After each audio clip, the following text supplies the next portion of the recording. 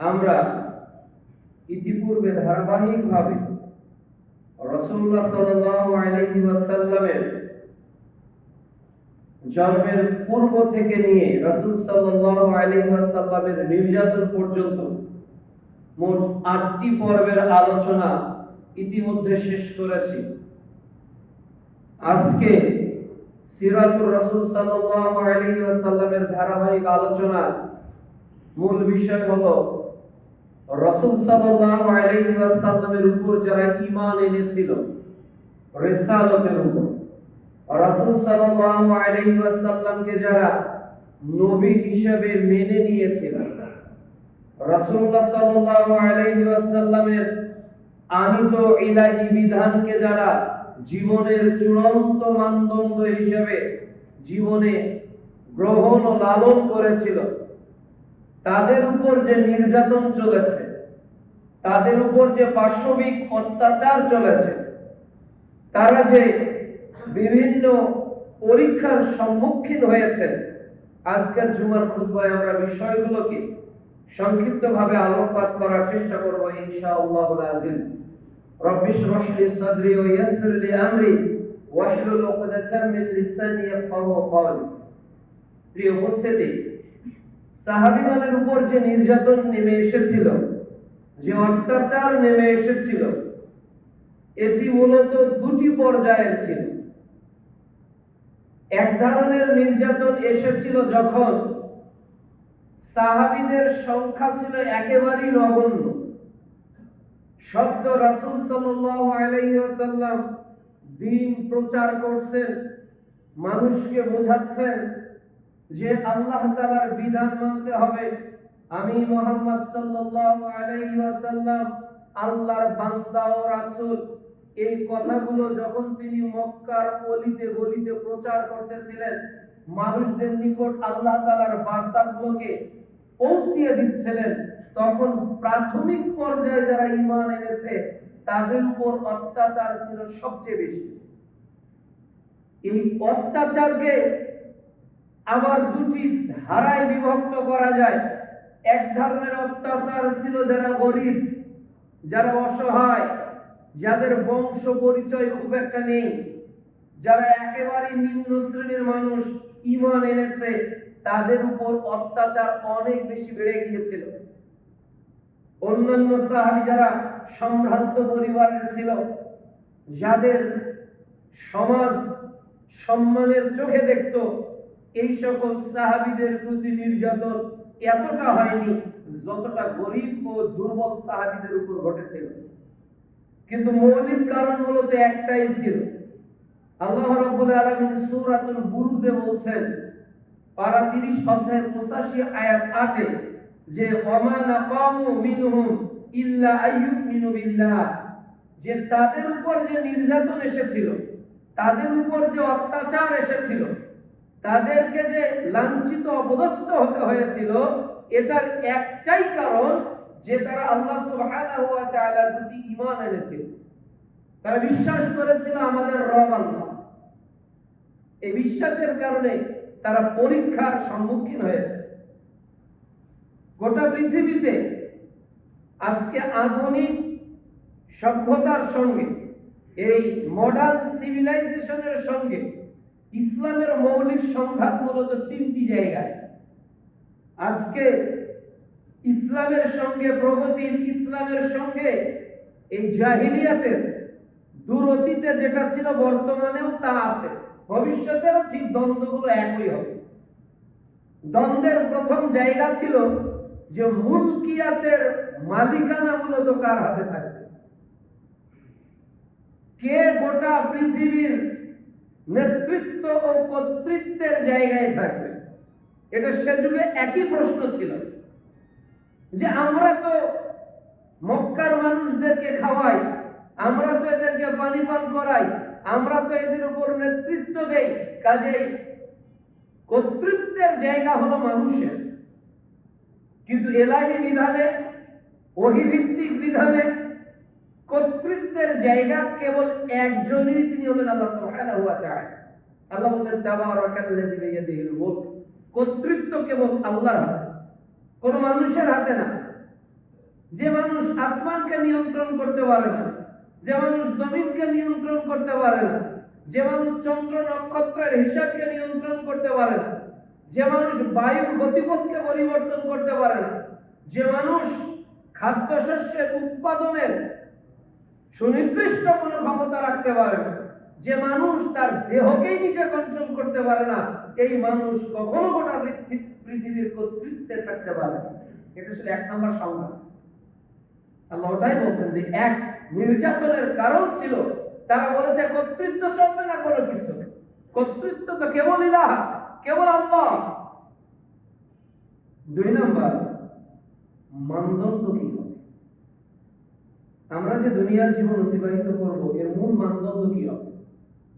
কোন ভিত্তির উপর কেন্দ্র করে মানুষ চলবে? তা আধুনিক যুগের আধুনিক সভ্যতা, এই জাহেলিয়াতপূর্ণ সভ্যতা সেই সময় বলেছিল যে আমরা যা বাপদাদাকে করতে দেখেছি, আমরা যা নিজেরা তৈরি করেছি লাখ মানব মজ্জাত, এটাই হলো আমাদের মানদণ্ড। বৃষ্টি চাইবে একজনের কাছে, রোদ চাইবো একজনের কাছে, অসুখ হলে মুক্তি চাইবো একজনের কাছে। এই যে মানুষের মস্তিষ্ক প্রসূত জ্ঞান, এটাই ছিল জাহিলিয়াতের মানদণ্ড, মাপকাঠি। তারা এর উপর সবকিছুই করত। আর ইসলাম এখানে কি বলছে? ইসলামের মানদণ্ড হলো মানুষের জ্ঞান নয়, বরং আল্লাহ তাআলার ওহী, যেটা রিসালাত।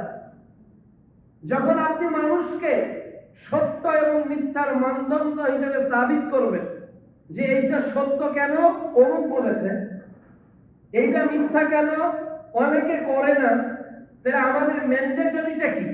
গোটা পৃথিবীতে আদর্শ বলে যে সংজ্ঞা দেওয়া হয়, এই সংজ্ঞাটা কে দিয়েছে? নিঃসন্দেহে মানুষ দিয়েছে। একটা মানুষের কাছে কেন মনে হচ্ছে এইটাই সফলতার মাপকাঠি? কেন মনে হচ্ছে? হয় পশ্চিমা সভ্যতা বলেছে, নাইলে চীনের সভ্যতা বলেছে, না হলে বিশ্বের পরাশক্তি রাষ্ট্রগুলো বলেছে, আমরা ওটাকে নিয়ম বানিয়ে নিয়েছি। কিন্তু এই নিয়মের ঊর্ধ্বে একটা মানদণ্ড আছে, সেটা হলো আল্লাহর ওহী। এই ওহী থেকে আমরা আজকে অনেক দূরে সরে গেছি। এই জাহেলিয়াতের এবং ইসলামের দ্বন্দ্ব মূলত এই জায়গায়। তারা মনে করে যে মানুষ হলো চূড়ান্ত জ্ঞানের উৎস, আর ইসলাম মনে করে চূড়ান্ত জ্ঞানের উৎস হলো আল্লাহর ওহী। আজকে যত কিছু পৃথিবীতে চলতেছে সব জায়গায় মানুষের জ্ঞান। এই নিয়মটা বাংলাদেশে কেন? যেটা আইন মন্ত্রণালয় থেকে পাস হয়েছে, মানে উইদাউট কোশ্চেন ওই মাস্ট বি ফলো দ্যাট, মানে আমরা কোনো প্রশ্ন ছাড়াই সেটা অনুসরণ করতেছি। কোনো কনফিউশন আমাদের মধ্যে নেই। কেন? এটা আইন মন্ত্রণালয়, এটা বাংলাদেশের আইন। এই মামলার রায় এটা হলো কেন? কেন এভাবেই লেখা আছে ব্রিটিশ আইনে, তাহলে এটা হলো মানে একেবারে সবার ঊর্ধ্বে, যে সবার উপরে মানুষ সত্য, তাহার উপরে নাই। এই যে কুফরি মতবাদ, সবার উপর কি মানুষ সত্য হবে? নাকি সবার উপর এলাহি বিধান সত্য হবে? সবার উপর আল্লাহর ওহী সত্য হবে? এই জায়গায় চূড়ান্ত একটা দ্বন্দ্ব আজকে কাফের, জাহিলিয়াত, মডার্ন সিভিলাইজেশন এবং ইসলামের মধ্যে সংঘাত ঘটছে। তিন নম্বর জায়গাটা হলো অনুসরণীয় কি? এখানেও তারা বলতেছে অনুসরণীয় হলো যারা বড় বড় দার্শনিক, ফিলোসোফার, সক্রেটিস, বড় বড় দার্শনিক যারা চলে গেছে। কেউ বলছে না, আদর্শ অনুসরণীয় হলো যে বিভিন্ন ব্যক্তির মতাদর্শ। কার্ল মার্ক্সের একটা ছিল, লেনিনের একটা ছিল, এঙ্গেলসের একটা ছিল। এই যে মতবাদগুলো ছিল, এইটাকে তারা অনুসরণীয় বানিয়েছে এবং এটা নিয়ে অনুসরণ করছে গোটা পৃথিবী। গোটা পৃথিবী তারই অনুসরণ করছে। আমার কেউ বলতেছে আধুনিক যুগে না, বরং আমাদের অনুসরণীয় ব্যক্তি হলো যে বেশি most popular person in the world. যে ওর মতো করে চুল কাটতে হবে, ওর মতো করে পোশাক পরতে হবে, ওর মতো করে চাহনি দিতে হবে, ওর মতো করে বডি ল্যাঙ্গুয়েজ করতে হবে, ওর মতো করে করতে হবে। এই যে মতটা কার? তার মতো। মতটা কার? অমুক নায়কের, অমুক গায়কের, অমুক ক্রিকেটারের, অমুক ফুটবলারের, দেখবেন প্রত্যেকের কাছে অনুসরণীয় কোনো না কোনো ব্যক্তি আছে। প্রত্যেকেই ইচ্ছায় অনিচ্ছায় কারো না কারো অনুসরণ করে। সেখানে উত্তর মানে আলটিমেটলি মানুষ হবে অনুসরণ আমরা জারি করতে, সেটা সেই পূর্বের দার্শনিকদের হোক, সেটা গ্রিক সভ্যতা হোক, সেটা চৈনিক সভ্যতা হোক, সেটা তথাকথিত মতবাদের সেকুলারিজম হোক, কমিউনিজম হোক, ন্যাশনালিজম হোক, ডেমোক্রেসি হোক, আর সেটা আধুনিক মতবাদের বিভিন্ন নায়ক নায়িকা, গায়ক গায়িকা, ক্রিকেটার হোক, যারই আমরা অনুসরণ করতেছি তারা তো অ্যাজ এ ম্যান মানুষ। কিন্তু ইসলাম এখানে কি বলছে? আপনি অনুসরণ করবেন কাকে? আপনি মেনে চলবেন কাকে? এখানে ইসলাম বলছে তোমার জীবনে একমাত্র শুরু এবং শেষ অনুসরণীয় ব্যক্তি তিনি মুহাম্মদ রাসূলুল্লাহ সাল্লাল্লাহু আলাইহি ওয়াসাল্লাম। তাহলে জাহেলিয়াতের সঙ্গে ইসলামের দ্বন্দ্ব বেঁধে যাচ্ছে এই তিনটে জায়গায়। এক, কর্তৃত্বের ক্ষেত্রে। কার কর্তৃত্ব চলবে? আজকে বাংলাদেশে কার কর্তৃত্ব চলছে? আল্লাহ নাকি মানুষের? মানুষের। দুই নাম্বার, আজকের পৃথিবীতে বাংলাদেশে মানদণ্ড হিসাবে আল্লাহর ওহী নাকি মানুষের জ্ঞান? মানুষের জ্ঞান। তিন নাম্বার, আজকের বাংলাদেশে মানুষ অনুসরণ করছে কাকে? রাসূল সাল্লাল্লাহু আলাইহি ওয়াসাল্লামকে নাকি ব্যক্তিদেরকে? কোন ব্যক্তিদেরকে। যে যার পতাকাকে ভালোবাসে, যে যার প্রতীককে ভালোবাসে, ভোটে তার গাড়িতে বাড়িতে সব জায়গায় সেটাই সে অনুসরণ করে। তার স্লোগান সে স্লোগানের মধ্যে বক্তব্যের শুরুতেও দেয়, শেষেও দেয়। তাহলে এই যে সংঘাতগুলো চলছে এটা আজকের না, এটা দূর অতীতেও চলেছে। আল্লাহ রাব্বুল আলামিন এটাই বলছে যে তাদের উপর যে নির্যাতন এসেছিল, তাদের উপর যে অত্যাচার এসেছিল, তারা এমনিতে অত্যাচারিত হয়নি, তাদের উপর এমনিতে নির্যাতন আসেনি, বরং তাদের উপর নির্যাতন এসেছে যে তারা এক আল্লাহর প্রতি কর্তৃত্বের ক্ষেত্রে, মানদণ্ডের ক্ষেত্রে, অনুসরণের ক্ষেত্রে স্রেফ এবং স্রেফ ঈমান এনেছে। আর কাউকে সেখানে অংশীদারিত্ব দেয়নি। আর মানদণ্ডের ক্ষেত্রে আল্লাহর কোরআনের সামনে, রাসূলের রিসালাতের সামনে কোন মানুষের মতকে, কোন মানুষের রায়কে তোয়াক্কাই তারা করে। কিসের মানুষের রায়? তারা তোয়াক্কাই করতো না। সেই সময় মক্কার মুখে আবু জেহেলের আইনের বিরুদ্ধে কথা বলাটা কি সহজ ছিল না? অনেক কঠিন ছিল। আজকে যদি আপনি বলেন যে বাংলাদেশের আইনকে আমরা ডাস্টবিনে নিক্ষেপ করি, এই আইন কোরআন সুন্নাহ বিরোধী, তাহলে আপনাকে গোটা বাংলাদেশের মানুষ কি স্বাভাবিকভাবে রিসিভ করবে? হয় আপনাকে মৌলবাদী বলবে, না হলে বলবে এটা জঙ্গি, না হলে কোনো একটা লকাপ দিয়ে আপনাকে সামহাউ আপনাকে 14 শিখে সারা জীবন কাটিয়ে দিতে হবে, সাথে কিছু দিয়ে বলা হবে এই অমুক অমুক অমুক পাওয়া গেছে। তার মানে এটা যদি এই 90% মুসলমানের দেশে হয়, 17 বছর দেখেছি আমরা যে আলেম ওলামাদেরকে কেন নির্যাতন করা হয়েছে, কেন নিষ্পেষণ করা হয়েছে, কেন তারা সত্য কথাটা জাতির সামনে জুমার খুতবায়, ওয়াজ মাহফিলে, সেমিনারে, সিম্পোজিয়ামে তারা স্পষ্টভাবে যখন বলেছিল, তখন তারা বুঝেছিল যে এভাবেই যদি আলেম ওলামা, এভাবেই যদি কোরআন সুন্নাহর আলোচকরা হক কথাগুলো উপস্থাপন করে, একটা সময় মানুষের ঈমানি চেতনা আরো সমৃদ্ধ হবে, আমাদের অস্তিত্ব বিলীন হয়ে যাবে। এটা কোনো সময় রাষ্ট্র বরদাস্ত করে না। সে সময় সাহাবীদের উপর রাষ্ট্রের সেই অমানবিক নির্যাতন ছিল। এদের একজন হলো বেলাল বিন রাবাহ রাদিয়াল্লাহু তাআলা, যার উপর নির্যাতন এসেছিল অনেক বেশি। যিনি কুরাইশদের উমাইয়া বিন খালাফের কৃতদাস ছিলেন, হাবশী কৃতদাস, যার শরীর ছিল কালো কৃষ্ণাঙ্গ। তিনি যখন মুহাম্মদ সাল্লাল্লাহু আলাইহি ওয়াসাল্লামের আমিত রিসালাতের উপর ঈমান আনলেন, এই ঈমানটা তো সহজ ছিল না, এই ঈমানের বাক্য চয়নটা তো সহজ ছিল না। আজকে আল্লাহর এত কিছু দেখার পরে আপনি আল্লাহ থেকে অনেক বিমুখ, কিন্তু সেই সময় বেলাল রাদিয়াল্লাহু তাআলা আনহু যে ঈমান এনেছিল, এই ঈমানের কারণে তার মুনিব তাকে বেঁধে সমানে পিটাতো আর বলতো, বেলাল এখনো মুহাম্মাদের দ্বীন দেখো, মুহাম্মাদের উপর বিশ্বাস ছেড়ে দাও, লাত মানাত উজ্জাতের উপর বিশ্বাস। বেলাল রাদিয়াল্লাহু তাআলা আনহুর চাবুকের কোনো আঘাতই যেন তার কণ্ঠের গতিপথকে পরিবর্তন করতে পারেনি। বেলালকে নিয়ে যাওয়া হলো লোহার বর্ম পরে, বেলাল রাদিয়াল্লাহু তাআলা আনহুকে উত্তপ্ত গরমের মধ্যে ঘন্টার পর ঘন্টা ফেলে রাখা হলো, ঘন্টার পর ঘন্টা। না খাবার দেওয়া হতো, না পানি দেওয়া হতো। এরপর বেলাল রাদিয়াল্লাহু তাআলা আনহুকে কি করা হতো? উত্তপ্ত বালুর উপর 40 ডিগ্রি সেলসিয়াস তাপমাত্রা যদি কোনো বালুময় প্রদেশে হয়, সূর্যের আলোয় বালু যখন টিক টিক টিক টিক করতে থাকে, ওই বালুর উপর পা দিলে মনে হয় পা পুড়ে যাচ্ছে। বাংলাদেশের বিভিন্ন যেগুলো নদী সম্পৃক্ত জায়গা আছে, যেমন আপনারা যদি রাজশাহীতে যান পদ্মার পাড়, সেখানে যদি বালু প্রচুর রোদ ওঠে, ওই পদ্মার পাড়ের ওই পাশে আপনি খালি পায়ে হাঁটতে পারবেন, মনে হচ্ছে পা পুড়ে যাচ্ছে।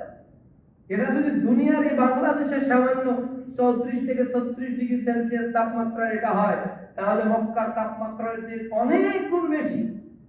সেই তাপমাত্রার উপর থেকে শুয়ে রাখা হতো, বুকের উপর পাথর চাপা দেওয়া হতো, যাতে বেলাল রাদিয়াল্লাহু তাআলা আনহু ডানে বামে সরে যেতে না।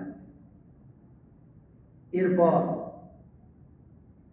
উমাইয়া বিন খালাফ চাবুক নিয়ে আসতেন। চাবুকের প্রতিটি আঘাত বেলাল রাদিয়াল্লাহু তাআলার বুকে, বেলাল রাদিয়াল্লাহু তাআলার পিঠে, বেলাল রাদিয়াল্লাহু তাআলার প্রত্যেকটা অঙ্গকে ক্ষত বিক্ষত করে দিত।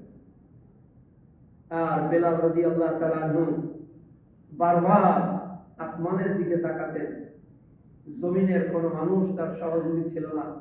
সেই দিন বেলাল রাদিয়াল্লাহু তাআলা কোনো সহযোদ্ধা পায়নি। সেই দিন বেলাল রাদিয়াল্লাহু তাআলা উপকারের কোনো মানুষ খুঁজে পায়নি। এজন্য তিনি আসমানের দিকে তাকিয়ে বলেছেন, আহাদ আহাদ আহাদ, আল্লাহ এক, আল্লাহ তো এক, আল্লাহ তো এক। এই যে আল্লাহ তাআলা একত্বের বর্ণনা গোটা পৃথিবীর সাম্রাজ্যবাদীদের যে সিংহাসন, এটাকে ভেঙে চুরমার করে দিয়েছিল মুহাম্মদ সাল্লাল্লাহু আলাইহি ওয়াসাল্লাম। ওই দিন বেলাল রাদিয়াল্লাহু তাআলা আনহুকে বলেছিলেন, হে বেলাল, তুমি যে আহাদ আহাদ বলছো, এই আহাদই বেলাল তোমাকে একদিন মুক্ত করবে। বেলাল রাদিয়াল্লাহু তাআলা আনহু নির্যাতন কেন সহ্য করেছিলেন? কি তার অপরাধ ছিল? মুনিবের ঘরে তো তিনি ভালোই ছিলেন, ভালোভাবেই খেতেন, কাজ করতেন আর চলতেন, ভালোই তো ছিলেন। কেন জীবনের রিস্ক নিলেন? কেন সত্য কথাটা সবার সামনে প্রকাশ্যে বললেন? ভয় পাননি যে আজকে শতকরা 90 জন মানুষ বলতে ভয় পায়, শতকরা 99 জন মানুষ কাজে কর্মে পরিণত করতে ভয় পায়। আমরা সবাই এক একটা খোলস হিসেবে উপস্থাপিত। আমাদের দেহে দেখলে মনে হয় যে we are a Muslim, but our activities, our trust anti Islam. আমাদের কার্যক্রম এবং আমাদের বিশ্বাস সবই ইসলাম বিরোধী। অথচ আমাদের দেখলে কি মনে হয় যেমন মুসলমান, আমরা মুসলমান, আমাদের মসজিদ রয়েছে, আমাদের মাথায় টুপি আছে, আমাদের মুখে দাড়ি আছে, আমাদের গায়ে পোশাক আছে, কিন্তু বেলাল রাদিয়াল্লাহু তাআলা ঈমানে সেই হুঙ্কার কি আছে? সেই চেতনা কি আছে? জালিমের সামনে সত্য কথা বলার সাহস কতজন মানুষের আছে? কতজন মানুষের আছে? যেগুলো বরদাস্ত করে দাও, সকল বিধানকে বাতিল করো, আর গোটা পৃথিবীতে ওহির বিধান কায়েম। এই কথা যারা বলবে তাদের উপরে অমানবিক পাশবিক নির্যাতন আসবে। আপনার আসে না কেন? আপনি বলেন না তাই আসে না। আপনি ভালো সবার কাছে কেন? কারণ আপনি গোলাম। আপনার সব তরকারিতে আপনি মিশে যান। যখন যে দল আসে সেই দলের আপনি ভালো। সব দল তো আপনাকে মেনে নেওয়ার কথা না, কোনোদিনও না।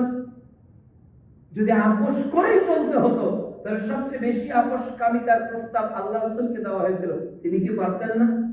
বেলাল রাদিয়াল্লাহু তাআলা ওই সময় তার সঙ্গে আপোষ করতে পারতেন না? উমাইয়া বিন খালদের সঙ্গে ঠিক আছে, আমি লাত মানাত উযযাতের উপর ঈমান আনলাম, ধীরে ধীরে যখন মুসলমানের সংখ্যা বাড়বে তখন আমি আমাকে প্রকাশ করব।